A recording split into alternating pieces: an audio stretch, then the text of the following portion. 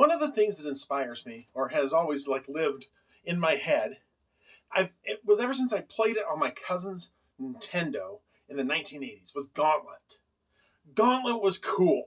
Gauntlet was awesome. It had the barbarian fighter.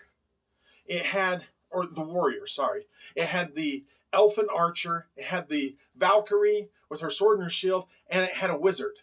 And you could play any of those four classes, and you could go through these endless dungeons, basically fighting things of ghosts and skeletons and mummies and just monsters. And I never got very far because, one, I didn't own a Nintendo as a kid, and because my parents always were like, "Oh, you're just gonna fight about it." And two, and I'm gonna have this angle here. Two, I just never got a chance to play it that much, so I always sucked at it. I always died.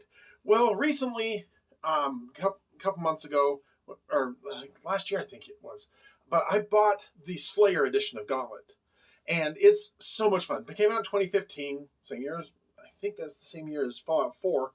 But it's so much fun to play those character classes, and it's interesting because obviously the warrior, the wizard, the more sword and shield fighter, and the elfin archer kind of almost are like fantasy tropes, and D&D plays into those definitely.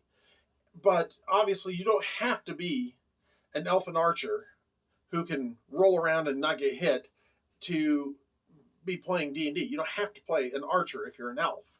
As a matter of fact, I've played some really cool human archers. I'm playing one right now, and he's pretty cool. And I love being able to do the multi-shot. And I also took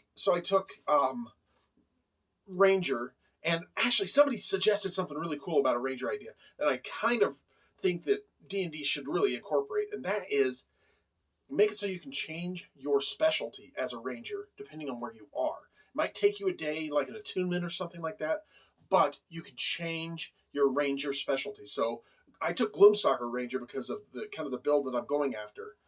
But if I could take Urban Ranger when I'm in a city, or Woodland Ranger, or something, or I don't even know all the Ranger classes, and I know that once again, with this new 5.5 edition or 5.25 edition of D&D, the Ranger is still broken, and that's the team they keep firing first.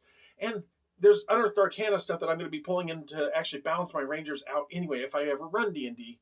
But why not make a character that can do everything that I want already and talk my guys into Savage Worlds? Well, they still want to play D&D, and sometimes it's okay to play D&D.